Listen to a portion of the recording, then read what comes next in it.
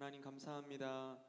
오늘도 우리에게 거룩하고 복된 또 주일을 허락해 주시고 세상이 줄 수도 없고 세상에서 맛볼 수도 없는 하늘의 위로와 평안으로 우리 가운데 복 내려 주심을 감사합니다. 이 시간 하나님 예배하기를 원하오니 우리 예배 가운데 임재하시고 성삼위 하나님 홀로 영광을 거두어 주옵소서. 예수님의 이름으로 감사하며 기도합니다. 아멘. 이렇게 갈 길을 밝히 보시니 찬양하겠습니다.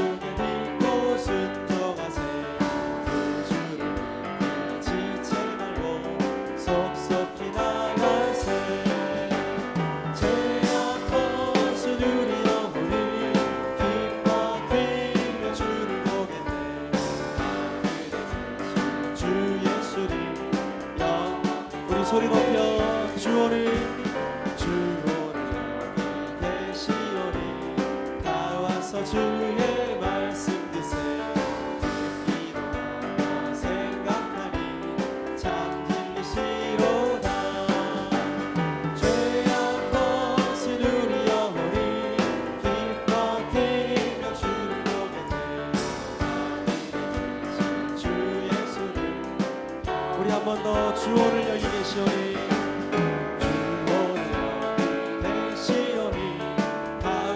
주의 말씀 듣세.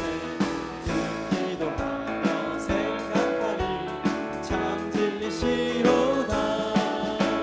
죄악 벗은 우리 영혼이 기뻐 뛰며 주를 보겠네. 하늘에 계신 주 예수를 한 번 더 죄악 벗은 우리 영혼이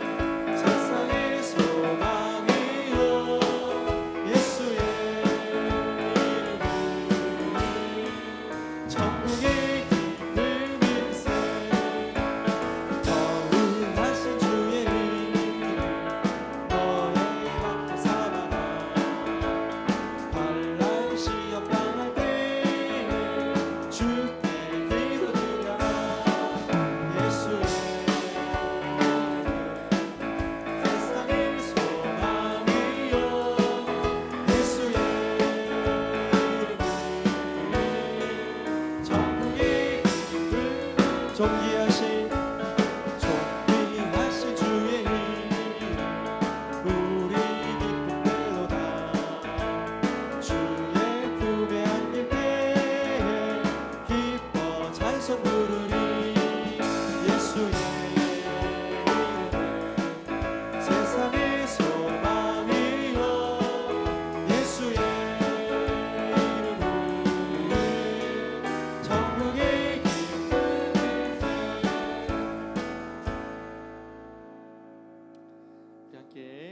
주가 일하시네 함께 찬양하겠습니다.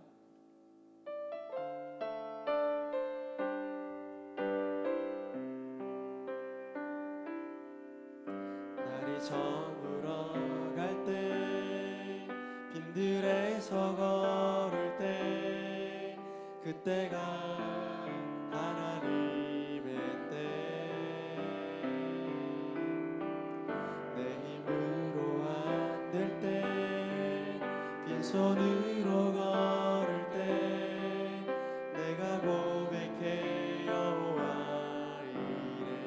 우리 한 번 더 고백합시다. 날이 저물어 갈 때 날이 저물어 갈 때 빈들에서 걸을 때 그때가 하나님의 때 내 힘으로 안 될 때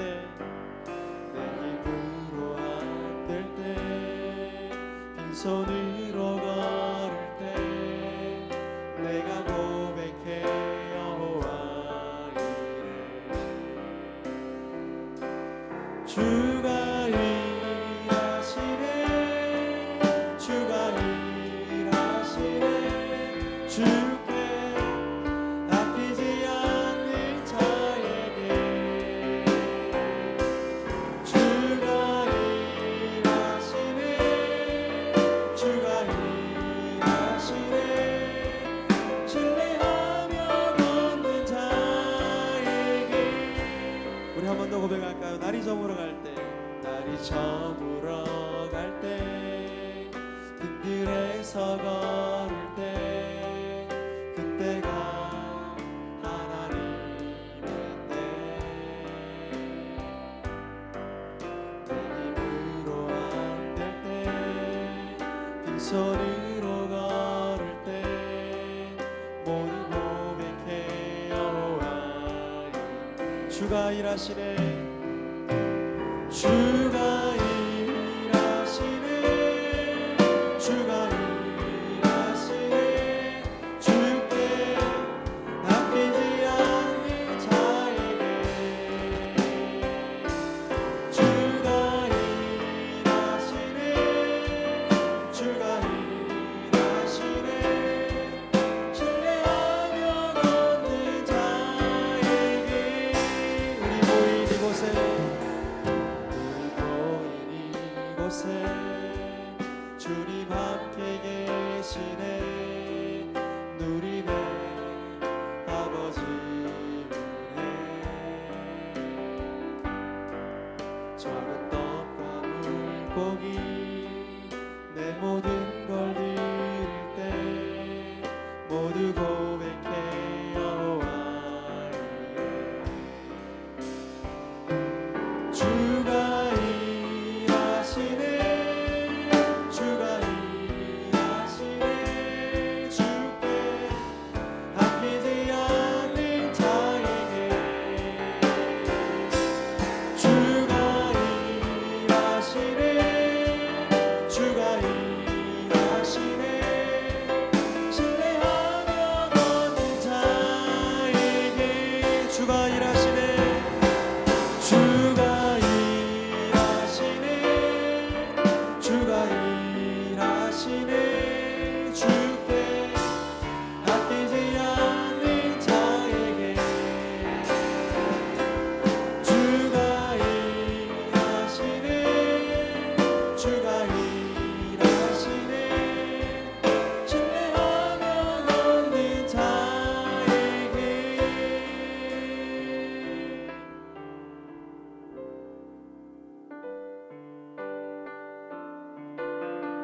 우리 경배 대상이신 우리 시간 주의 이름을 높이며 찬양하겠습니다.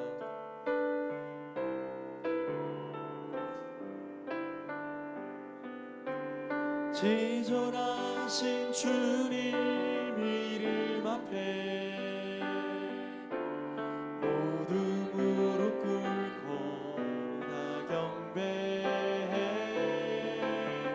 거룩하신 주님 보좌 앞에 엎드려 절하세 지존하신 주님 이름 앞에 모두 무릎 꿇고 다 경배해 거룩하신 주님 보좌 앞에 엎드려 절하세 예수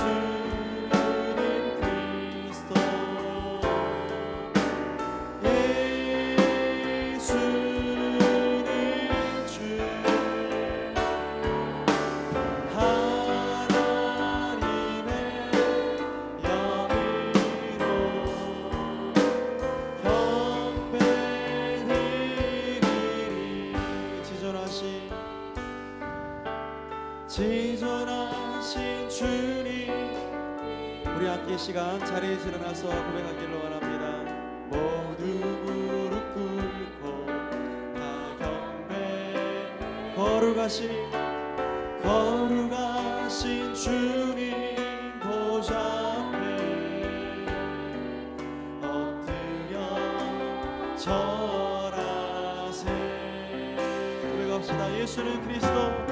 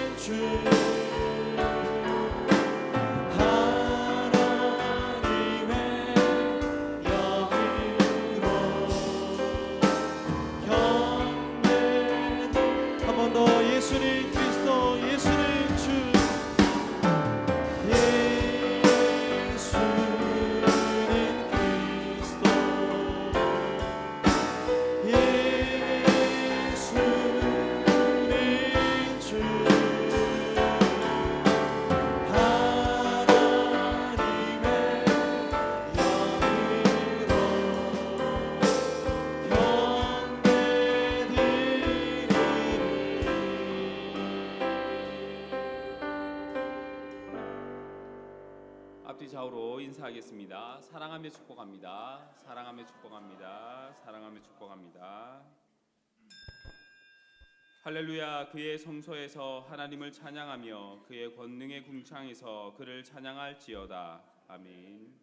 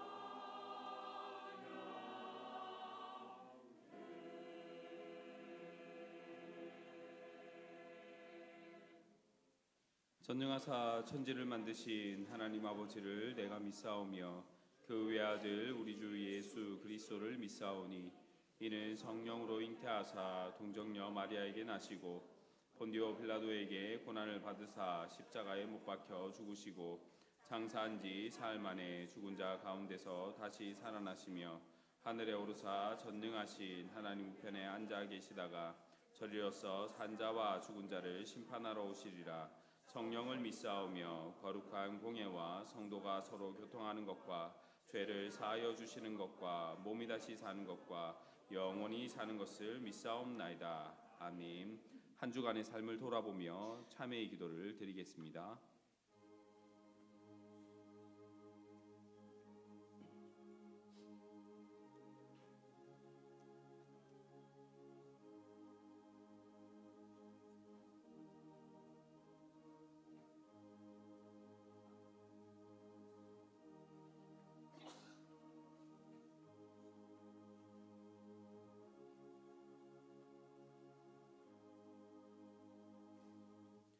만일 우리가 우리 죄를 자백하면 그는 미쁘시고 의로우사 우리 죄를 사하시며 우리를 모든 불의에서 깨끗하게 할 것이요. 아멘.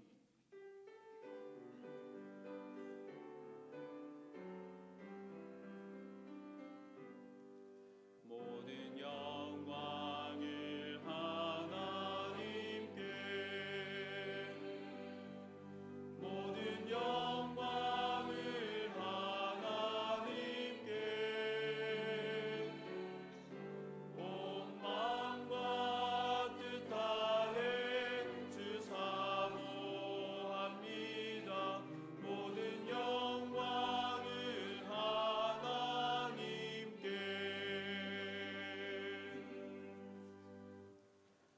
제 일은 너는 나 외에는 다른 신들을 내게 두지 말라. 제3은 너는 내 하나님 여호와의 이름을 망령되게 부르지 말라. 제5는 내 부모를 공경하라. 제7은 간음하지 말라. 제9는 내 이웃에 대하여 거짓 증거하지 말라. 아멘.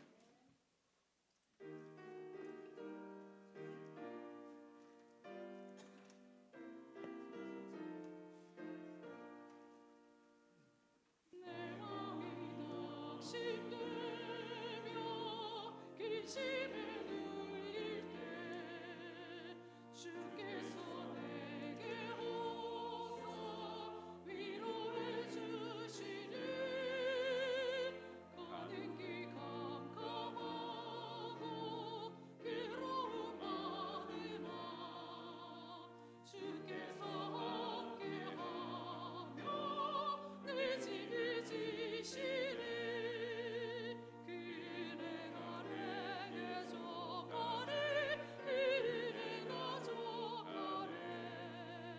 이 괴로운 세상 지날 때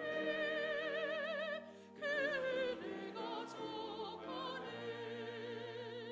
이 맘이 사라지고 친구날 버릴 때 주 내게 속삭이며 새 희망 주시니 싸움이 맹렬하여 두려워 떨 때에 승리의 왕이 되신 주 음성 들리네.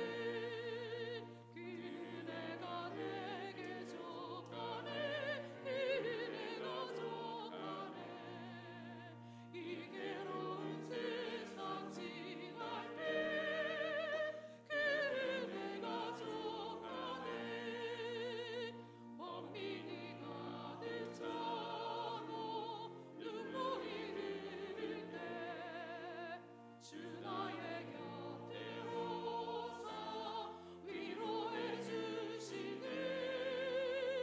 환난이 닥쳐와서 어려움 당할 때 주님의 능력 입어 원수를 이기네.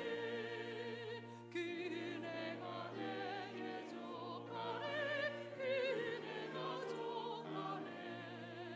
이 괴로운 세상 지날 때 그네가 족하네. 만왕의 왕이 되시고 온 천지 만물을 소생케 하시는 고맙고 감사하신 하나님 아버지, 크신 은혜와 사랑을 진심으로 감사를 드립니다. 지난 한 주간도 부족하고 연약하고 보잘것없는 저희들을 불꽃 같은 눈동자로 지켜주셨다가 오늘도 복되고 거룩한 주일 주님 전전으로 불러주시고 하나님 앞에 귀한 예배를 드릴 수 있는 은혜를 주셔서 참으로 진심으로 감사를 드립니다. 지난 한 주간도 특별히 하나님의 사랑을 받고 살았건만 하나님 말씀대로 살지 못하고 눈으로 언어로 행함으로 지은 죄 너무나 많이 있는 걸 이 시간에 고백합니다. 하나님 아버지, 이 시간에 다 용서해 주시고 불쌍히 여겨주시고 긍휼히 여겨주시었고 모든 지전 깨끗하게 씻어 주시기를 간절히 빌고도 원합니다. 저희들의 무엇인 이토록 사랑하사 영영 죽을 수 없는 저희들을 사망 권세시고 사망에 부활하셔서 천국 백성 삼아 주셨으니 항상 자르나 우르나 치우치하셨고 오직 하나님 뜻만 받들고 하나님 영광만 돌리고 주님의 뜻만 받들고 사는 저희들 다 되게 도와 주시옵소서. 오늘도 이 나라 민족을 다 불쌍히 여기시고 사회적으로 경제적으로 문화적으로 축복해 주시고 모든 위정자 정치들은 정치 잘하게 도와주셨고 우리 대통령 선거도 얼마 남지 않았습니다. 주님 보시기에 아름다운 대통령이 나오게 도와주셨고 저 북한 김정은 정권이 무너지게 도와주시고 핵과 미사일을 다 포기하게 도와주시고 전쟁을 막아 주시옵소서. 하나님 아버지, 우리 하늘교회를 이곳에 세워주시고 지금까지 부흥성장하심을 진심으로 감사를 드립니다. 영화부터 모든 기간이 날마다 살마다 부흥성장하게 도와주고 든든히 서가며 지경을 넓혀가는 복된 재단이 되게 도와주시옵소서. 특별히 우리 담임 목사님 영육간에 날마다 새인과 새 권세를 부어주시고 약하고 불편한 분 우리 하나님께서 어루만져 주셔서 빠른 시일 안에 깨끗하게 많게 될 수 있는 은총을 내려 주시옵소서. 의인 목사라 되신 우리 오계강 목사님의 더욱더 하나님 말씀에 권사를 주셨고 목회하는데 조금 더 부족하게 도와주시고 하나님께서 좋은 길로 인도해 주시옵소서. 아버지, 우리 부목사님들 강사님들 전도사님들 날마다 새 힘을 주시고 맡은 부서와 격을 잘 감당하게 도와주시옵소서. 오늘도 말씀을 증가하실 우리 오계강 목사님도 더욱더 은혜의 말씀, 능력의 말씀이 되게 도와주시고 말씀을 듣는 저희들은 마음을 활짝 열어주시고 말씀으로 감동 변화받고 거듭나게 도와주고 빛을 바라고 살 수 있는 복된 믿음들을 다 부어 주시옵소서.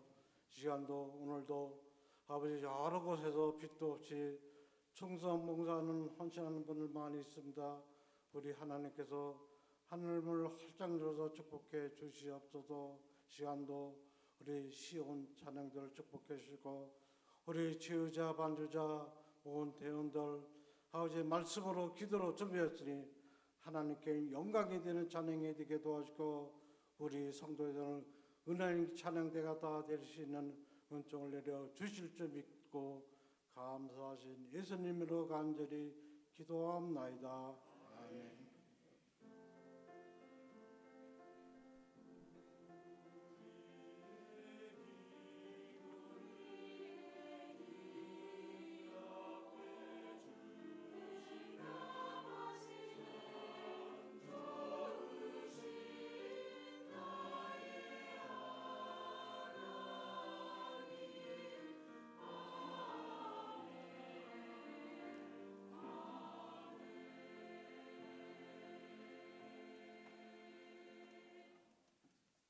모두 자리에서 일어나시겠습니다. 오늘 보실 하나님의 말씀은 예레미야 32장 1절에서 15절 말씀입니다. 제가 봉독하겠습니다. 유다의 시드기야 왕 열째 해 곧 느부갓네살 18째 해에 여호와의 말씀이 예레미야에게 임하니라. 그때에 바벨론 군대는 예루살렘을 에워싸고 선지자 예레미야는 유다의 왕의 궁중에 있는 시위대 뜰에 갇혔으니 이는 그가 예언하기를 여호와의 말씀에 보라 내가 이 성을 바벨론 왕의 손에 넘기리니 그가 차지할 것이며 유다 왕 시드기야는 갈대아인의 손에서 벗어나지 못하고 반드시 바벨론 왕의 손에 넘겨진 바 되리니 입이 입을 대하여 말하고 눈이 서로 볼 것이며 그가 시드기야를 바벨론으로 끌어가리니 시드기야는 내가 돌볼 때까지 거기에 있으리라. 여호와께서 이와 같이 말씀하시니라. 너희가 갈대아인과 싸울지라도 승리하지 못하리라 하셨다 하였더니 유다 왕 시드기야가 이르되 내가 어찌하여 이같이 예언하였느냐 하고 그를 가두었음이었더라.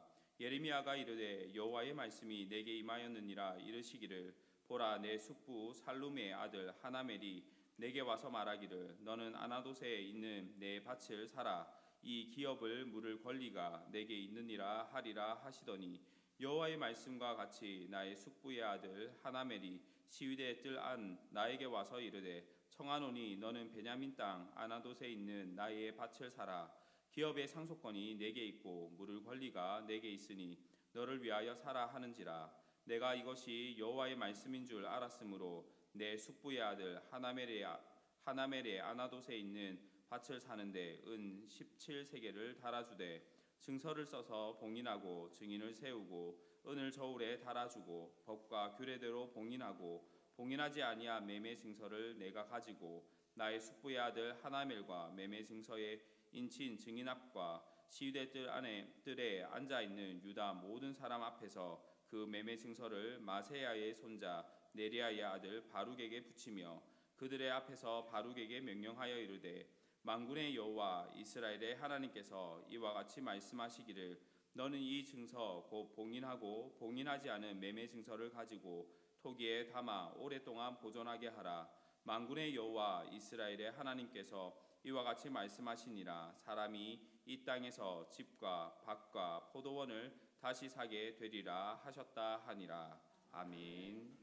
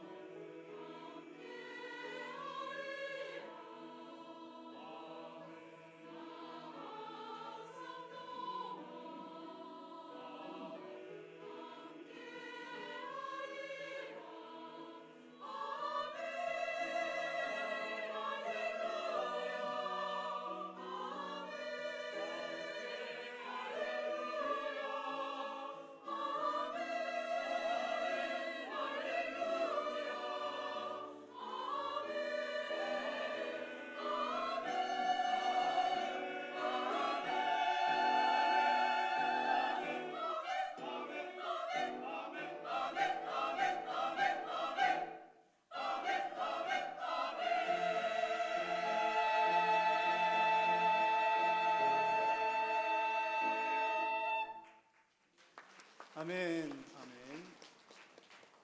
감사합니다. 감사합니다. 우리 시온 찬양대 통하여서 우리 하나님 크게 영광 받으신 줄로 믿습니다.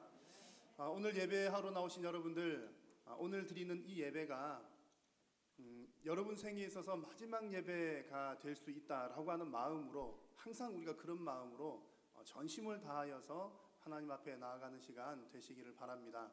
옆에 계신 분들에게 이렇게 한번 인사 나눌까요? 전심으로 예배합시다. 전심으로 예배합시다. 네, 하나님께서 저와 여러분들을 통해서 기쁘게 영광 받으실 줄로 믿습니다. 한 주간 여러분 기쁜 일 많으셨습니까? 아마 또 기쁜 일도 많이 있으셨을 것 같고, 또 좋지 못한 일들도 아마 많이 있으셨을 것 같습니다. 누구에게나 그러지만 기쁜 일과 슬픈 일, 그런 일들이 항상 반복해서 나타나게 되죠. 믿는 자에게도 마찬가지입니다. 하나님 믿는 사람에게는 어떤 어려운 일, 위기 같은 일 전혀 없으면 좋겠지만, 그러니까 위기가 이렇게 다가오더라도 하나님 나를 지키고 계시니까 위기가 샥 피해가면, 물론 하나님 그렇게 해주시는 경우도 많이 있으십니다만, 항상 그러면 참 좋을 것도 같은데, 그러나 우리의 삶을 돌아보면 믿는 사람에게도 역시 똑같이 삶의 위기나 어떤 신앙의 위기들이 항상 존재를 하고 있습니다. 잘 아시는 것처럼 위기라고 하는 것이, 위기가 있는 것, 위기가 없을 수 없으니까요. 있는 것은 항상 있을 수밖에 없는데, 그래서 위기라고 하는 것을 어떻게 잘 관리하느냐가 더 중요하다고 이야기를 합니다. 오늘 함께 나눌 하나님의 말씀은 정말 위기 가운데 있는 그 배경이 그렇습니다. 유다 나라도 그러고 지금 예레미야 선지자 개인에게도 그러고 정말 아주 큰 위기 가운데 있는 그런 배경으로 하나님의 말씀을 함께 나눌 텐데요. 오늘 말씀을 통해서 정말 우리가 삶 가운데 위기를 만나게 되었을 때 어떤 신앙적인 관점을 가져야 할지를 오늘 말씀을 통해서 발견하고 또 하나님 의지하는 시간 되시기를 바랍니다. 자, 오늘 그 말씀의 배경은 그렇습니다. 정말 유다 민족에게도 최대의 위기 상황이고 예레미야 선지자 개인에게도 위기 상황인 것이 오늘 말씀의 배경입니다. 1절 말씀 보시면 이렇게 시작을 하죠. 유다의 시드기야 왕 10째 해, 곧 느부갓네살 왕 18째 해라고 말씀을 시작을 합니다. 시드기야가 왕이 된 지 10년째 되던 해에 지금 일어나는 이야기를 기록을 하고 있다는 거죠. 잘 아시는 것처럼 시드기야 왕은 유다의 마지막 왕입니다. 유다의 마지막 왕이고, 시드기야가 왕이 된 지 11년째 되는 해에 예루살렘과 예루살렘 성이 전부 다가 이렇게 완전히 망하게 되었습니다. 지금은 시드기야 왕 10년이라고 했죠. 근데 11년 되면 이제 다 망하게 될 겁니다. 그러면 이제 그 유다 민족들이 망하기 1년 전 이야기가 지금 기록된 배경이라고 하는 그런 이야기입니다. 그래서 지금 이때 상황이 어떤지가 2절 말씀에도 잘 나와 있는데요. 그때 상황을 잘 묘사하고 있는데, 그때에 바벨론 군대는 예루살렘을 에워싸고 있었다, 그렇게 기록합니다. 자, 지금 시드기야 왕 10년째라고 했습니다. 근데 작년부터, 지난해부터 와가지고 바벨론 군대가 와서 예루살렘 성을 둘러싸고 토성을 쌓고 이제 이 성을 완전히 함락시키려고 준비를 하고 있는 겁니다. 그래서 지금 예루살렘 성 전체가 바벨론 군대에 의해서 완전히 포위된 채 1년여의 시간이 지금 지나가고 있는 상태인 것이죠. 오늘 본문에 등장하는 시드기야 왕은 바벨론 왕 느부갓네살에 의해서 세워진 왕이었습니다. 지금 이 이야기가 조금 거슬러 올라가면 요시야 왕 때부터 이렇게 시작되는 여러 가지 이야기들이 있는데요. 좀 복잡한 이야기들이 진행이 됩니다. 여호야김 왕이라고 하는 때부터 해서 이제 예레미야 선지자는 열심히 예언 활동을 하고 있는데, 그 사이에 지금 잘 아시는 것처럼 이 이스라엘 나라 유다 백성들은 강대국들 사이에 있잖아요. 그래가지고 바벨론, 그리고 이쪽으로는 애굽, 이집트, 그 강대국들 사이에서 어떤 때는 이제 바벨론이 이렇게 득세하면 바벨론 쪽으로 붙기도 하고, 애굽이 좀 뭔가 이렇게 크게 올라가면 애굽에 붙기도 하고, 막 좀 왔다 갔다 했던 그런 분위기들이 계속 이어지고 있었습니다. 지금 시드기야 왕은 바벨론에 의해서 그런 과정 가운데 세워진 왕이었는데, 지금 오늘 본문이 시작되기 그 조금 전에 어떤 일이 있었냐면 애굽 군대가 이제 유다 쪽으로 이렇게 진군을 해서 일어났던 때가 있었습니다. 그러자 그때 이제 바벨론 나라가 약간 주춤해가지고 철수를 했던 때가 있어요.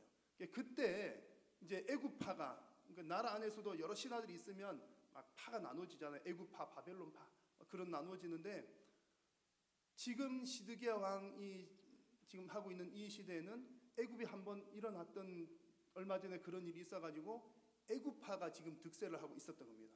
그러다 보니까 바벨론에서 볼 때는 어떤 마음 느낄까요? 배신감 느끼고 괘씸하잖아요. 내가 세웠는데. 그전에도 이제 서로 침공한 일이 있었기 때문에 시드기야 왕을 바벨론에서 세웠는데 지금 애굽으로 붙은 겁니다. 그러니까 바벨론 왕 느부갓네살이 또 열받아가지고 지금 재차 지금 예루살렘을 침공하고 있는 그런 상황인 겁니다. 그래서 지금 예루살렘은 그 나라가, 유다 나라가 지금 완전히 망하기 바로 일보 직전이었다, 이렇게 생각하시면 되겠습니다. 유다 민족은 그 나라 자체가 최대의 위기 가운데 지금 놓여 있는 것입니다. 자, 예레미야 선지자 역시 마찬가지인데요. 2절 말씀 후반부에 보니까 선지자 예레미야는 유다의 왕궁 궁중에 있는 시위대들에 갇혀 있었다, 이렇게 기록을 합니다. 말씀드린 것처럼 요시야 왕 때부터 활동했던 이 예레미야 선지자, 여호야긴 지나면서 시드기야 왕까지 쭉 지나면서 예언 활동을 했는데, 특별히 여호야김 시대 때부터 회개와 심판을 외치는 그런 활동들을 했습니다. 내용은 우리 잘 아시는 것처럼 유다 백성들이 하나님께 범죄했기 때문에 하나님께서 심판하실 것이다. 그리고 그 심판의 구체적인 과정이 너희들은 바벨론으로 잡혀갈 것이다. 잡혀가야만 한다. 그러니까 회개하라. 그런 것들을 외쳤던 겁니다. 자, 여러분, 예레미야 선지자가 이런 예언을 하고 다니면 지도자들이 좋아했을까요? 싫어했을까요? 너무나 싫어했겠죠. 게다가 지금 우리는 바벨론에 안 잡혀가려고 애굽이랑 붙었는데, 바벨론 한번 대항해 보려고 애굽이랑 손을 잡고 있는데 지금 바벨론으로 잡혀가야 된다, 하나님께서 잡혀가게 할 것이다, 그런 예언하니까 지도자들 또 백성들 다 싫어하는 겁니다. 오히려 예레미야 28장에 보면 하나냐라고 하는 선지자가 있었는데 거짓 선지자죠. 이런 선지자들을 좋아했던 겁니다. 이 하나냐 같은 선지자는 어떤 예언을 했냐면 너의 목에 있는 멍에를 풀어라. 그러니까 바벨론 멍에를 하나님께서 풀어주실 것이다. 너희들은 바벨론으로 안 잡혀간다. 걱정하지 마라. 평안하다. 그런 예언을 했던 겁니다. 여러분 봤을 때 어떤 예언이 좋습니까? 자, 너희들 이제 잡혀갈 거다. 그런 예언이 귀에 혹합니까? 아니면 너희들 평안할 것이다. 그런 예언이 우리 마음에 확 와닿나요? 사람들이, 지도자들이 하나냐와 같은 선지자의 예언은 귀에 쏙쏙 들으면서, 그러니까 듣고 싶은 것만 듣는 거죠. 자기가 원하는 것을, 듣기 좋은 소리를 들었던 겁니다. 그런데 이 예레미야 선지자는 듣기 좋은 말을 했던 사람이 아니라 하나님의 말씀을 전하는 자였습니다. 그래서 듣는 사람들이 듣기 거북해 하기는 하지만 그것이 하나님의 말씀이었기 때문에 꿋꿋하게 하나님의 말씀을 전하는 그 선지자의 활동을 하고 있었던 거죠. 그러다 보니까 지도자들로부터 미움을 사게 되고 지금 시위대 뜰에 갇혀 있는 그런 상황이 된 것입니다. 자, 지금 보시면 나라도 위기입니다. 이제 다 둘러싸여 포위되어 있어가지고 이제 내년이면 이제 다 끝나는 겁니다. 지금 예레미야 선지자도 개인적으로 자유롭지 못한 상태에 있습니다. 개인적인 위기, 나라의 위기, 그렇습니다. 자, 그런데 나라도 위기고 선지자도 개인적으로 위기인데 그 각자에게 찾아온 위기의 이유가 다릅니다. 각기 그 이유가 각기 다릅니다. 자, 결론부터 말씀을 드리자면 유다 백성에게 위기가 찾아온 이유는 한마디로 말하면 하나님의 말씀에 불순종했기 때문이고, 예레미야 선지자에게 위기가 찾아온 이유는 하나님의 말씀에 순종했기 때문입니다. 여러분 이상하죠? 위기라고 하는 똑같은 위기가 왔는데 한쪽에는 말씀에 불순종했더니 위기가 왔고 한쪽에서는 말씀에 순종했는데 위기가 온 겁니다. 이 어찌된 일입니까? 그러면 어떻게 해야 위기가 안 오는 거죠? 위기라고 하는 것은 이런 경우에도 저런 경우에도 올 수가 있다는 겁니다. 위기에 처한 이유가 완전히 반대입니다. 지금 그 시드기야 왕 있는 유다 백성들이 이렇게 이제 위기에 처해 있는 것이 뭐 정치적으로 여러 가지 복잡한 이유들이 있지만 근본적인 이유는 하나님의 나라 백성인데 하나님 말씀에 순종하지 않았기 때문에 하나님의 징계를 받고 있는 거고요. 유다 나라의 위기는 하나님의 징계인 것이고, 그러나 지금 예레미야 선지자 같은 경우에는 앞서 말씀드린 것처럼 끝까지 하나님의 말씀을 전하다가 위기를 지금 맞이하게 된 겁니다. 3절에서 5절의 내용이 선지자가 이렇게 위기를 당한 이유인데 5절 말씀에 이렇게 기록이 되어 있습니다. 자, 그가 시드기야를 바벨론으로 끌어가리니, 지금 예레미야 선지자가 예언하는 내용입니다. 시드기야는 내가 돌볼 때까지 거기 있으리라. 여호와께서 이와 같이 말씀하시니라. 너희가 갈대아인과 싸울지라도 승리하지 못하리라 하셨다 하였더니, 예레미야 선지자가 이렇게 예언했더니 유다 왕 시드기야가 이르되 내가 어찌하여 이같이 예언하였느냐 하고 그를 가두었음이더라.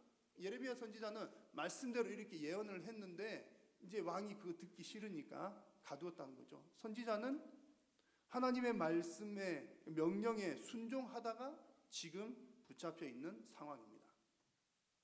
자, 여러분, 우리 그리스도인들 각자에게 만약 어떤 위기가 찾아온다면 그 위기가 찾아오는 이유는 각기 다를 수 있습니다. 때로는 나의 불순종으로 인해서 내가 위기에 처할 수도 있고요. 때로는 내가 하나님의 말씀에 순종했음에도 불구하고 순종했던 그것 때문에 위기가 나한테 올 수도 있습니다. 만약 그렇다면 여러분, 기왕에 뭐 이러나 저러나 위기가 나한테 온다면 여러분 어떤 경우 때문에 오는 위기가 좋겠습니까? 여러분, 하나님의 말씀대로 정직하게 사업하면 말씀대로 정직하게 했는데도 불구하고 이윤도 적게 남고 사업에 어려움을 겪는 경우들이 있습니다. 하나님의 말씀대로 대인 관계를 했는데 내가 더 손해보는 경우들이 있습니다. 하나님의 말씀대로 살려면 너무나 피곤합니다. 또 하나님의 말씀대로 직장 생활하면 때로는 저 사람 왜 저렇게 융통성이 없어? 라는 핀잔의 말들을 듣기가 일쑤입니다. 하나님의 말씀대로 교회를 섬기는데도 교회의 성장과 부흥이 때로는 더디거나 늦을 수도 있습니다. 말씀대로 살아도 위기가 올 수 있다는 얘기죠. 그런 하나님의 백성들이 말씀대로 안 살면요, 말씀대로 안 살면 하나님께서 징계를 내리시니까, 채찍을 드시니까 또 위기가 찾아올 수 있습니다. 자, 여러분들은 어느 편에 서기를 원하십니까? 기왕에 그리스도인들이 이 땅에 사는 동안에 위기라고 하는 것 우리가 함께 갈 수밖에 없다면 여러분, 하나님의 말씀대로 사는 것 때문에 받는 위기가 더 영광스럽지 않겠습니까? 여러분, 만약에 여러분의 삶 가운데 어떤 위기가 마주칠 만한 일이 있다 하더라도 말씀대로 살아가시는 여러분 다 되시기를 주님의 이름으로 부탁드립니다. 자, 지금 이런 위기 가운데 있는데 이제 하나님께서는 이제 예레미야 선지자에게, 위기 가운데 있는 예레미야 선지자에게 독특한 요구를 하십니다. 어떻게 보면 좀 뭐랄까요, 상식 이하의 요구를 하나님께서 하셔요. 그 요구의 내용은 무엇이냐면 예레미야 선지자에게 하나님 말씀하시기를 너의 고향 땅에 있는 아나돗이라고 하는, 아나돗에 있는 너의 숙부의 아들의 밭을 네가 사라. 그런 요구를 하시는 겁니다. 자, 7절 말씀에 그 내용이 나오죠. 보라, 내 숙부 살룸의 아들 하나멜이 내게 와서 말하기를 너는 아나돗에 있는 내 밭을 사라. 이 그 기업을 물을 권리가 내게 있느니라 하리라. 그러니까 그가 와서 너에게 밭을 사라고 할 테니까 너는 그 밭을 사라. 하나님께서 이런 말씀합니다. 자, 여러분, 이게 이해가 되십니까? 지금 나라는 지금 풍전등화의 상황에 있습니다. 잠시 후에 나라가 없어져 버리는 거예요. 그리고 지금 예레미야 자신마저 감옥에 갇혀 있는 그런 상황입니다.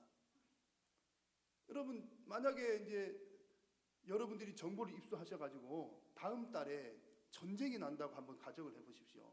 전쟁이 나면 우리가 물론 이기겠지만 또 뭐 이렇게 너무 강력한 군대들이 와가지고 우리나라가 망하게 생겼다고 이렇게 한번 가정을 해보십시오. 여러분, 땅 사실 분 있으실까요? 땅을 사야 되나요? 제가 잘 몰라서. 있는 땅이라도 팔지 않을까요? 팔아가지고 어떻게 하시겠어요? 해외로 날아가시겠죠. 여러분, 이제 다음 달에 한국 전쟁이 일어났는데 땅을 사고 나도 예레미야 선지자처럼 지키겠다, 그런 분들은 애국자이십니다. 애국자이시고요. 우리 그냥 상식으로 생각했을 때 큰 위기가 있으면 정리해가지고 빨리 어디 안전한 곳으로 피해야죠.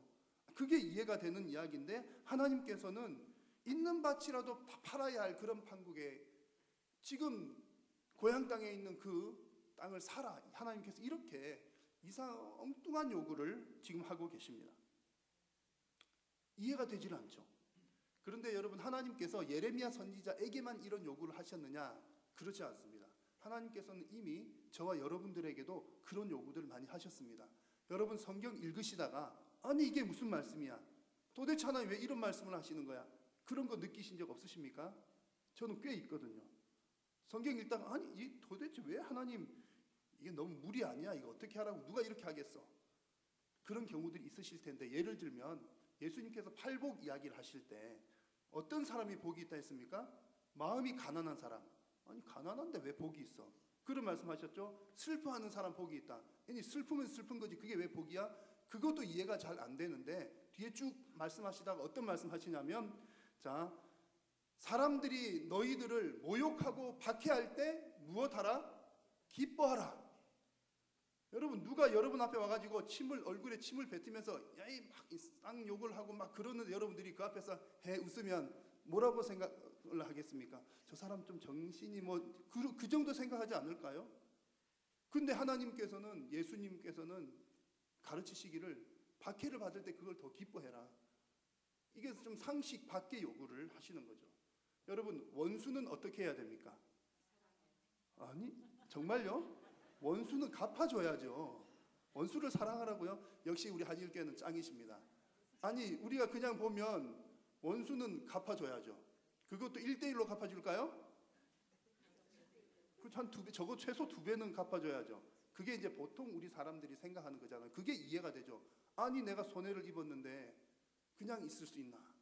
인데 하나님께서는 뭐라고 하십니까? 오른뺨을 치거든 왼뺨을 돌려대라. 원수를 사랑하라. 여러분, 무리한 요구죠. 엉뚱한 요구입니다.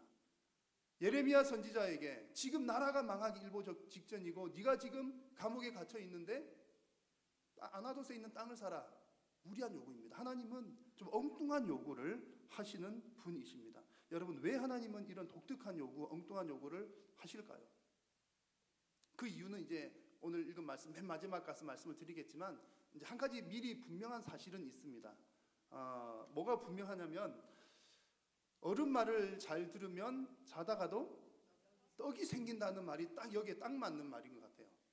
여러분, 이제 요즘에 우리 아이들은 잘 모를 수 있겠죠. 우리 시온 찬양대 섬기시는 우리 수연 양은 이제 대학생이 되셨으니까 잘 아시겠지만, 야 엄마 말 잘 들으면 자다가도 떡이 생겨. 그러면 요즘 아이들 뭐라고 할까요? 떡 안 좋아해. 더 맛있는 게 얼마나 많은데 그럴지 몰라요. 그런데 이제 이런 얘기가 나온 그 옛날적 이야기 때는 우리 할머니 할아버지 시절에는 떡이 최고의 간식이었죠. 최고급 음식 아니었을까요? 밥보다도 더 귀한 것, 쌀 양이 더 많이 들어가죠. 좋은 쌀 들어가야 되고 손도 더 많이 가고, 그래가지고 어쨌든 최고급 간식이 떡인 겁니다. 자, 그런데 엄마 말을 잘 들으면, 어른 말을 잘 들으면 언제 떡이 생긴다고요? 자다가도 떡이 생긴다. 예상치도 못하게 정말 복덩어리가 굴러온다. 그런 의미인 거죠. 자다가 그런 횡재를 하는 겁니다. 예상치도 못한 복이 이렇게 복을 받게 되는 거죠. 여러분, 성경 말씀에 우리가 이해하지 못할 만한 그런 내용들, 하나님께서 우리에게 좀 엉뚱하다 싶을 정도의 요구를 하시는 그런 요구들도 결국은 우리들을 유익하게 하는 말씀인 줄로 믿습니다. 우리가 잘 이해는 안 되지만 내가 하나님 말씀 이렇게 하면, 잘 순종하면 자다가도 떡이 생기겠구나, 그런 마음을 가지시는 것이 우리 옳다는 얘기입니다. 비록 지금은 내가 잘 이해가 되지 않지만 결국 그 말씀들을 순종하면 그것이 나에게 복 주시기 위한 하나님의 뜻이다라는 줄로 믿습니다. 그래서 여러분, 성경을 읽으시거나 기도를 하시다가 이제 하나님께서 여러분들에게 감동을 주시잖아요. 성경을 통해서 이제 이렇게 오늘 아침까지 미워했던 내 남편 아무개, 그래 이제 끝이다 라고 했다가도 이제 성경을 쭉 읽다 보니까는 내 남편에게 순종하라. 그럼 이게 아닌데 라고 했다가도, 그러면 도저히 이 남편은 아닌데 라고 했다가 성경을 보는 중에 하나님께서 그렇게 감동을 주셔요. 그러면 아닌데 라고 생각하지만 그런 독특한 하나님의 감동이 있을 때는 이상한 것으로 여기지 마시고 하나님께서 그렇게 말씀하시는구나, 그렇게 생각하시기를 바랍니다. 그러면은 자다가도 떡이 생길 만한 하나님께서 여러분에게 주시는 은혜가 풍성하게 넘칠 줄로 믿습니다. 여러분, 그래서 하나님의 어떤 독특한 요구들 또 감사함으로 받는 저와 여러분들 다 되시기를 바랍니다. 자, 하나님께서 이렇게 이제 독특한 요구를 예레미야 선지자에게 하셨습니다. 한 후에 이제 실제로 예레미야의 숙부의 아들인 하나멜이 와서 이제 예레미야에게, 감옥에 있는 예레미야에게 찾아와서 내 밭을 좀 사시오, 이렇게 요구를 실제로 하는 겁니다. 그때 예레미야 선지자는 이게 하나님의 뜻이 맞구나라고 하는 것을 깨닫게 되는 장면이 8절에 나옵니다. 자, 여러분 8절 말씀을 한번 같이 읽어볼까요? 자, 시작.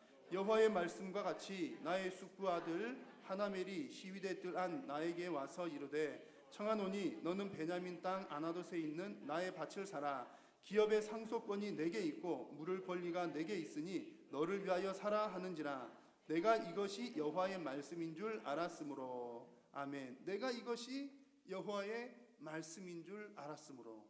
자, 비록 지금까지는 충분히 이해가 잘 되지 않았을 수 있습니다. 하나님 이렇게 하라 말했지만 이해는 안 됐지만 알겠어요 하나님, 그렇게 대답을 했습니다. 그런데 지금 하나님께서 말씀하신 일이 그렇게 진행되는 게 이제 눈으로 보이니까 이제 분별이 되는 거죠. 아직까지도 완전히 이해는 안 될 수 있습니다. 그런데 여러분, 우리가 이해는 안 되지만 이게 하나님의 뜻이 맞구나라고 하는 분별은 가능합니다. 여러분 그런 경험들 있으시죠? 그래서 그리스도인들은 하나님의 뜻을 분별하는 일에 익숙한 사람들이 되어야 할 줄로 믿습니다. 하나님의 뜻을 분별한다는 것은 우리의 이성으로만 하는 것은 아니죠. 우리가 하나님의 뜻을 정말 가장 잘 분별하기 위해서는 하나님의 말씀의 은혜에 날마다 푹 빠져 있어야 됩니다. 예레미야 선지자에게는 하나님께서 어떻게 말씀하시죠? 직접 말씀하셨잖아요. 우리에게는 어떻게 말씀하십니까? 기록된 계시된 하나님의 말씀으로, 성경으로 우리에게 말씀을 하고 계십니다. 그래서 하나님의 성경을 정말 날마다 읽고 묵상하고 늘 가까이 하는 분들은 어떤 특별한 경우나 이런 경우 때 하나님께서 무엇을 원하실까에 대한 그런 영적인 안목들이 생기게 되고, 그런 이제 정말 하나님의 뜻을 분별하는 확률이 아주 높아지게 되는 것이죠. 자, 더 나아가서 우리가 하나님의 뜻을 그렇게 발견하게 되면 즉각적으로 순종을 해야 합니다. 오늘 말씀 9절에서 14절 말씀을 보시면 예레미야는 아나돗의 밭을 사라는 그 하나님의 명령에 대해서 그대로 준행하는 것이 기록이 되어 있습니다. 자, 9절 말씀 보시면 9절 말씀에 보니까 밭을 사는데 값이 은 17세겔이었더라. 밭의 값을 정확하게 매기고 있죠. 10절 말씀에 보니까 증서를 쓰고 봉인까지 합니다. 12절 말씀 보니까 매매 대상자, 증서의 인친 증인들, 또 시위대들에 앉아있던 여러 사람들이 보는 그 앞에서 그 매매 과정들을 진행을 합니다. 그리고 그 증서를 바룩에게 맡겨서 보관하게 합니다. 자, 여러분, 왜 성경은 이렇게 구체적으로 매매하는 과정들을 다 이렇게 기록을 하고 있을까요? 뭐 복잡하게까지 그냥 밭을 샀더라 이렇게 해도 될 것 같은데 뭘 쓰고 얼마에 사고 누가에게 맡기고 구체적으로 이렇게 기록을 하고 있을까요? 지금 여러분 이렇게 하나님께서 보여주시는 것은 예레미야 선지자가 하나님께서 주신 그 요구대로 구체적으로 정확하게 순종하고 있는 것을 보여주는 겁니다. 그냥 하나님께서 예레미야 선지자에게 너 이렇게 하라 했을 때 선지자가 예 하나님 해놓고 그냥 대충 한 것이 아니라 하나님께서 말씀하신 것을 하나하나 구체적으로 정확하게 순종하고 있는 겁니다. 중요한 것은 지금 상황이 어떤 상황이죠? 위기의 상황입니다. 나라도 위기, 개인으로도 위기인 그 위기의 상황에 하나님의 명령에 대한 정확한 순종을 하고 있는 것입니다. 사랑하는 성도 여러분, 만약 하나님께서 여러분에게, 그것도 여러분들이 뭔가 삶의 큰 어려움을 만났어요. 큰 위기 가운데 있는 여러분들에게 하나님이 짠 나타나셔서 혹은 말씀이나 어떤 루트를 통해서 여러분에게 좀 독특한 요구를 하십니다. 하기 힘든 요구를 하셔요. 만약 그러신다면 여러분들은 하나님께 어떤 반응을 보이시겠습니까? 물론 여기 계신 여러분들은 아멘하고 순종하실 것이라고 확신합니다만 먼저 드는 생각은 어떨까요? 아이고 하나님 지금 무슨 말씀이세요? 그렇지 않아도 지금 내가 지금 가지고 있는 이 문제만 해도, 내가 지금 고민하고 있는 이것만 해도 지금 머리가 아파 죽겠는데 하나님 또 저에게 숙제를 더 하나 맡기시다니요 라고 여러분 불평한 마음이 생기지는 않을까요? 여러분, 진정한 순종은 위기 가운데 하는 순종인 줄로 믿습니다. 진정한 순종은 이해가 되지 않는 상황에서도 순종하는 것이 하나님 기뻐하시는 참된 순종인 줄로 믿습니다. 그 어느 선교사 후보생의 이야기를 잠시 한번 드릴까 합니다. 선교사로 파송받기 위해서 이제 면접을 봐야 하고 그 면접에 이제 통과를 해야 되는데, 그렇게 통과가 되어야 이제 선교비를 받아서 선교사로 나가는 겁니다. 하는데 이제 이 한 선교사 후보생이 이제 면접을 보기로 했어요. 추운 겨울날이었는데 오전에 일찍 아침 시간에 면접을 보기로 하고 이제 면접관을 찾아갔는데, 갔더니 면접관이 없는 거예요. 추운 날 계속 밖에서 벌벌 떨면서 기다리다가 저녁 시간이 되어서야 면접관이 나타난 겁니다. 그래서 이제 면접관과 이제 그 대화를 하고 면접을 보는데, 면접관이 늦게 나타난 것만 해도 좀 그런데 이 면접관이 이상한 질문을 하는 거예요. 어떤 질문들을 하냐면, 자네는 글을 읽고 쓸 줄 아는가? 아니, 선교사가 되려고 하는 사람, 지금 2개 국어 3개 국어를 하는 사람한테 글을 쓸 줄 아는가? 그런 걸 물어보고, 2 곱하기 2는 뭔가? 이런 걸 물어보는 거예요. 그래서 좀 이상하다 싶었지만 이 선교사 후보생은 어쨌든 충실하게 잘 대답을 했습니다. 시간이 쭉 지나고 이제 면접이 다 끝나고 난 다음에 그 면접관이 당신은 합격입니다. 내일 이제 그 위원회로 오십시오. 이렇게 이야기를 하고 이제 돌려보냈습니다. 나중에 이제 그 면접관이 이 선교사 후보생의 추천서를 쓰는데, 그 추천서에 이제 이렇게 기록을 했습니다. 그 선교사 후보생에 대해서, 이 사람은 자기를 부인할 줄 압니다. 추위에도 푸대접에도 어떤 멸시에도 참아낼 수 있는 겸손한 인물입니다. 라고 기록을 했습니다. 그러니까 이제 일부러 이렇게 테스트를 한번 해 보았던 거죠. 이해가 되지 않는 상황 가운데에서도 이 선교사 후보생이 정말 이렇게 잘 참으면서 그 테스트에 임하는가를 봤던 것입니다. 여러분, 우리가 이해할 수 있는 것을 순종하는 것은 누구나가 다 할 수 있는 일입니다. 그러나 이해할 수 없는 상황 가운데서, 정말 위기의 상황 가운데에서도 하나님께 순종하는 것이 여러분 참된 순종인 줄로 믿습니다. 그래서 오늘 말씀을 통해서 예레미야 선지자가 나라도 위기, 자기 개인도 위기인 이 상황 가운데 하나님께서 자, 아나도트에 있는 밭을 사라 라고 하셨던 그 말씀에 순종하는 모습을 여러분 오늘 깊이 한번 보시면서 기억하시기를 바랍니다. 그러면서 하나님께서 여러분들에게, 여러분이 어떤 그런 위기 상황 가운데 있을 때 하나님께서 어떤 독특한 요구, 이해가 되지 않는 요구를 하신다 하더라도 여러분 아멘으로 순종할 준비를 하시는 여러분 모두가 되시기를 주님의 이름으로 축원합니다.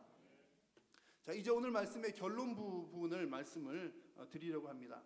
자, 지금까지 쭉 살펴본 내용처럼 하나님은 이해가 되지 않는 어떤 요구들을 쭉 하시잖아요. 위기 상황 가운데 하셨는데, 왜 하나님께서는 이렇게 우리가 이해가 되지 않는 좀 독특한 요구를 하실까에 대한 답이 오늘 말씀 15절에 나오고 있습니다. 15절 말씀을 한번 같이 읽겠습니다.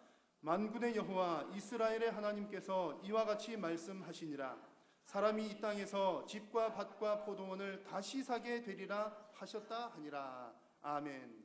사람이 이 땅에서 집과 밭과 포도원을 다시 사게 될 것이다. 여러분, 이게 무슨 말입니까? 지금 예레미야 선지자가 있는 이 시점, 시드기야 왕 10년 이때는 이제 내년이면 나라가 다 망하는 거예요. 그런 상황 가운데 있지만, 예루살렘이 멸망당하고 포로로 다 잡혀가고 하는 그런 상황이지만 이것이 끝은 아니다. 이게 끝은 아니다라고 하는 것을 하나님이 미리 보여주시는 겁니다. 지금은 비록 유다 백성들이 그들의 죄 때문에 징계를 받지만 하나님께서 정하신 징계의 기간이 지나고 나면 그대로 내버려 두시지 않으시고 하나님께서는 반드시 회복시키실 것이다 라고 하는 것을 이런 과정들을 통해서 보여주시는 것입니다. 그래서 여러분, 하나님께서 이렇게 말씀하시는 것을 보니까 이제서야 이해가 됩니다. 왜 하나님이 이렇게 이해도 되지 않는 이런 요구를 하셨는가? 왜 엉뚱하게 아나도스에 있는 밭을 사라고 하시는가? 지금 그럴 만한 상황도 아닌데 그런 것들이 다 이해가 됩니다. 여러분, 하나님께서 지금 나라와 개인이 위기 상황 가운데 있는 그때에도 하나님께서는 무엇을 하고 계셨다는 얘기입니까? 하나님께서는 그 상황에서 아나도스의 밭을 사라라고 주신 그 명령은 하나님께서는 그 순간에도, 나라와 개인이 위기 가운데 있는 그 순간에도 하나님은 나중에 이후에 일어날 회복의 때를 준비하고 계셨다는 것을 우리에게 보여주고 있습니다. 여러분 믿으십니까? 그것도 그냥 대충 하시는 것이 아니라 아주 명확하게 정확하게 모든 사람들이 보는 앞에서 내가 장차 너희들을 회복시키실 것이다 라고 하는 것을 이미 그것을 준비하고 있다는 것을 많은 사람들 앞에서 정확하게 보여주셨던 것입니다. 사랑하는 성도 여러분, 하나님께서는 여러분 개인들에 대해서 여러분이 여러분 자신을 아는 것보다 하나님이 여러분들을 더 잘 알고 계신다는 사실을 믿으십니까? 그 하나님을 신뢰하십니까? 여러분 정말 하나님을 신뢰하신다면 때로는 하나님께서 나에게 이해가 되지 않는 어떤 요구를 하신다 하더라도 위기 가운데서도 우리에게 요구하시는 그 말씀들이 결국은 나는 지금은 이해 못하지만 이런 요구들이 결국은 하나님께서 나를 회복시키시기 위해서 지금부터 준비하시는 것이로구나 라는 믿음을 가지시기를 주님의 이름으로 부탁드립니다. 오늘 달팽이 동화 이야기를 한번 들려드리고 말씀을 마무리를 하겠습니다. 어느 이제 바람이 부는 쌀쌀한 아직 봄날, 싹이 많이 올라오기 전 쌀쌀한 봄날이었는데요. 달팽이 한 마리가 나무를 이렇게 스물스물 이렇게 꼼지락 기어 올라가고 있는 겁니다. 그런데 이제 부근에 있던 새들이 그 달팽이를 바라보고서 이상하게 생각을 하는 겁니다. 새들이 위에서 볼 때는 저 달팽이가 지금 뭐 하고 있는 거지? 아무것도 먹을 것도 없는 나무를 지금 올라가고 있으니까 이 추운 날씨에 먹을 것도 없는데 나무를 기어 올라가고 있는 겁니다. 그래가지고 이제 동화입니다. 그래가지고 그 새들이 달팽이한테 얘기를 합니다. 이 멍청한 달팽이 녀석아, 도대체 네가 어디로 가는지 알긴 알고 올라가는 거냐? 새 일 파다닥 하면서 그렇게 하고 또 지나가던 옆에 있는 다른 새가 도대체 너는 그 나무에 왜 올라가는 거니? 파다닥. 세 번째 새가 그 나무에 올라가봤자 체리도 없잖아. 먹을 것도 없는데 왜 그 나무로 올라가는 거야? 하고 새들이 막 놀리면서 지나갔습니다. 달팽이가 뭐라고 대답했을까요? 달팽이가 이렇게 대답을 했습니다. 내가 저 나무 꼭대기에 올라갈 때쯤 되면 분명히 열매가 맺혀 있을 거야. 그러니까 달팽이는 내가 천천히 올라가지만 시간이 지나고 지난 후에 나중에 저기에 다다를 때쯤 되면 지금은 보이지 않지만 나중에는 꼭 반드시 열매가 맺혀 있을 거야 라고 하는 확신으로 그 나무로 올라가고 있었다는 전설적인 이야기입니다. 달팽이가 믿음이 좋죠. 우리보다 믿음이 좋죠. 여러분 하나님은 분명히 저와 여러분들에게 회복의 약속을 주셨습니다. 여러분들이 당하고 있는 위기의 순간에도 하나님은 여러분들을 향한 회복을 준비하고 계십니다. 여러분 지금은 비록 내 눈앞에 그 회복이 그 열매가 보이지 않는다 하더라도 우리의 왕 되신 하나님께서 저와 여러분에게 약속하셨다면 반드시 회복시켜 주실 줄로 믿습니다. 여러분 그 하나님을 신뢰하시기를 바랍니다. 신뢰를 하시되 말로만 하나님 믿어요 정말 아멘입니다 말과 마음으로만 하실 것이 아니라 정말 열매가 잠시 후면 맺힐 것이라는 것을 확신하고 그 나무를 기어 올라가는 달팽이처럼 여러분들이 그런 마음과 그런 입술로 고백하는 것들을 여러분의 삶 속에서 실천하는 신앙으로 정말 하나님을 신뢰한다는 것을 여러분 몸으로 살아나가는 그런 삶을 통해서 하나님 앞에 올려드리는 여러분의 모든 생애가 되시기를 주님의 이름으로 축원합니다. 여러분 오늘 주시는 말씀 하나님께서 예레미야 선지자에게 아나돗의 밭을 사라는 그 명령을 보시면서 여러분 최대의 위기 상황이 있을 때 이 두 가지 사실을 여러분 꼭 기억을 하십시오. 하나는 최대의 위기 상황에서도 하나님은 무엇하고 계신다? 회복을 준비시키고 계신다. 최대의 위기 상황 가운데 성도인 우리들은요 그 하나님을 신뢰하고 의지하고 그 하나님의 뜻을 분별하는 영적인 안목을 가지고 하나님의 말씀에 순종하기만 하면 됩니다. 순종하는 삶을 살아가기만 하면 회복은 누가 시키십니까? 살아계신 우리 하나님께서 회복시키실 줄로 믿습니다. 여러분의 삶의 순간순간마다 회복을 준비하시는 하나님의 은혜가 충만하시기를 주님의 이름으로 축원합니다. 기도하겠습니다. 살아계신 우리 하나님, 오늘도 거룩하고 복된 이날 부족하지만 예수 그리스도의 보혈에 힘입어 살아계신 하나님께 영광 올려드리게 하시니 감사합니다. 오늘 하나님 아나돗의 밭을 사라는 그 말씀에 이해가 되지 않는 말씀이지만 순종하는 예레미야 선지자의 모습을 바라봅니다. 주님 위기 가운데에서도 회복을 준비하시는 하나님을 바라보게 하시고 위기 가운데에서도 그 말씀에 순종하는 하나님의 신실한 백성들이 되게 하여 주옵소서. 살아계신 하나님께서 우리 사랑하는 성도님들과 늘 동행하여 주시고 은혜 베풀어 주실 줄로 믿사오며 이 모든 말씀 우리 구주 예수님의 이름으로 기도드립니다. 아멘. 네, 교회 소식 몇 가지 전해드리겠습니다. 다음 주일 오후 예배는 1에서 13 여전도회 헌신 예배로 드리겠습니다. 보은교회를 담임하시고 우리 서울노회 노회장이신 손덕현 목사님 오셔서 은혜의 말씀을 전해주시겠습니다. 이번 주는 연휴가 많고 또 금요일은 휴일입니다. 그래서 금요 심야 기도회는 전체로 모이지 않고 또 원하시는 분들 개별적으로 감당하는 것 기억을 해주시면 좋겠습니다. 오늘 점심시간에 새가족 환영 식사가 있습니다. 그래서 올해 들어서 이제 우리 교회 등록하신 새가족 여러분들께서는 한 분도 빠짐없이 이제 3부 예배 끝나면 12시에 아가페 식당으로 오셔서 같이 식사하시고 교제하시고 함께 은혜 나누는 시간 가질 수 있기를 바라고요. 누가 인도하신 분들 계시면 새가족님들만 오실 게 아니라 인도하신 분들도 같이 오셔서 또 교제하시고 또 서로 은혜를 나누는 시간 가질 수 있기를 바랍니다. 오늘 오후 3시 30분에 정기당에 있는 것 기억해 주시고요. 나머지 광고들은 주보를 참고해 주시기 바랍니다. 찬송하겠습니다.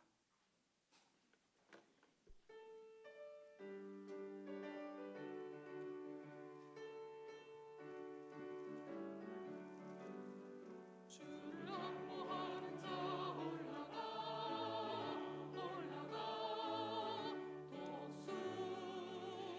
독수리같이 모든 삶이 이기고 근심 걱정 없으는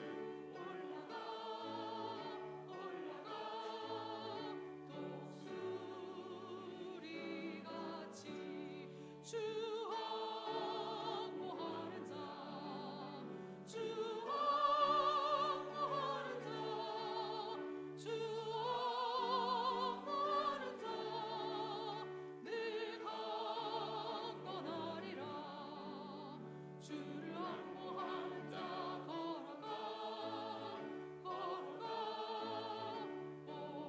원하지 않네 길을 잃은 양들이 들을 찾아다니며 걸어가 원하지 않네 주 항모하는 자주 항모하는 자주 항모하는 자늘 강건하리라 주를 항모하는 자 달려가 이곳지 않네 천성군을 향하여 멸관을 앞으로 달려가 이곳지 않네 주 항모하는 자주 항모하는 자주 항모하는 자늘 강건하리라 주를 항모하는 자 올라가 독수리같이 늘 하늘 뛰놀며 주의 영광 보리라 올라가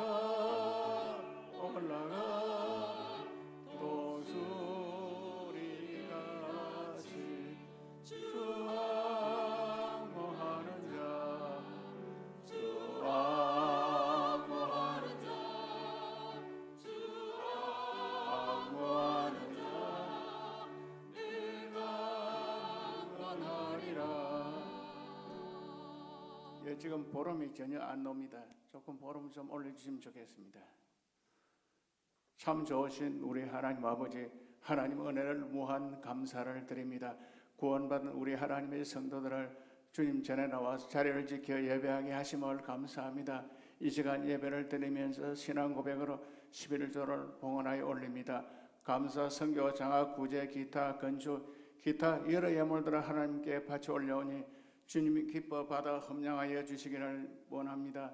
주님의 부유하신 축복의 손길로 풍족하게 채워 주시옵소서.